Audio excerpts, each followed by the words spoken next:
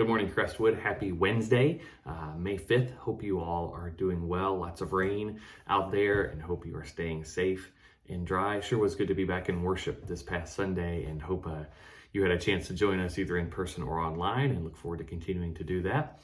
And also looking forward to continuing these devotions. I've enjoyed doing them. I appreciate those of you who have watched. Thanks, Mom. There may be one or two more. But I'm going to keep doing them just because it's a good discipline for me to stop, pause during the day and think about something related to faith, and then to share that with you. And hopefully God speaks a word to you through that. So glad to provide this devotional for you today.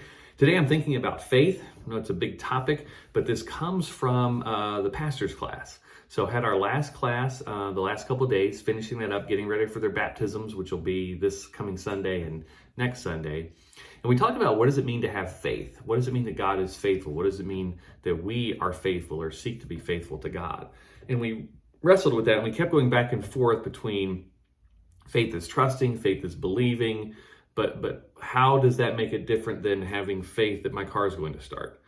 And I read a quote today that was really helpful, and it says this, that faith equals knowledge plus trust plus conviction. And I found that to be really helpful. Knowledge plus trust plus conviction.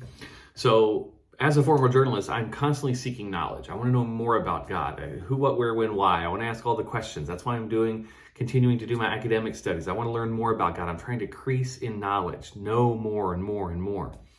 But then there's a limit to how much we can know, right? We can only know so much. And beyond that point, we can't know more. God is mysterious. God is bigger. God is more than we could ever understand. So where knowledge ends is where then trust begins, right? There are things I don't know about God, but I trust that those things are true. And so even when knowledge grows, there will always be plenty of trust that's needed. But the third part, which I found so fascinating, is conviction. Conviction. I don't always feel like I have enough conviction in my faith. Like, I have a lot of doubts. I have a lot of questions. I don't know for sure that God's promises are true, or that God is watching out for me, those sorts of things. And I think that's a part of faith.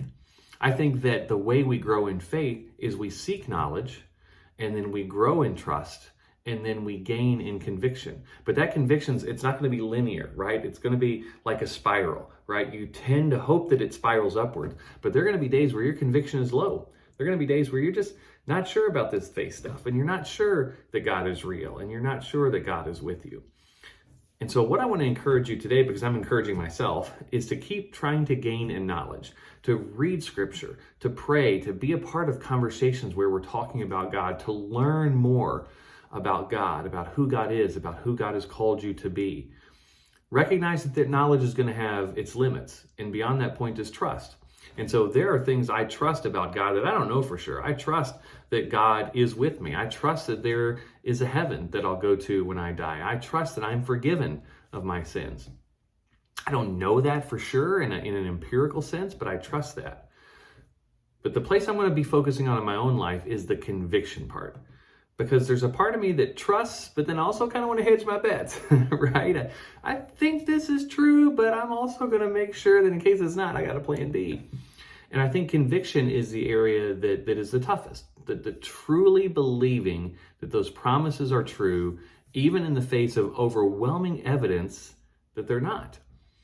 And so I'm going to work on my conviction today. I want to work on trusting in God's promises in a way that gives me stability, that gives me assurance, that gives me peace. Because being a questioner, I'm always wanting to know more and more and more. And when I don't know something, I can trust, but also I can doubt. And so I'm holding my trust and my doubt together today, and I'm going to rely on my conviction to say that even when I doubt, I'm going to trust that God is who God says that God is, and that God's promises are true. I want to encourage you to seek knowledge, to grow in trust, and to lean into the conviction that we worship a loving, forgiving God who has sent us Jesus Christ so that we may know that love in the flesh, incarnate. And that, for me, is the greatest reason to have that conviction, which then ultimately undergirds this strange, crazy, wonderful thing we call faith. God bless you, Crestwood.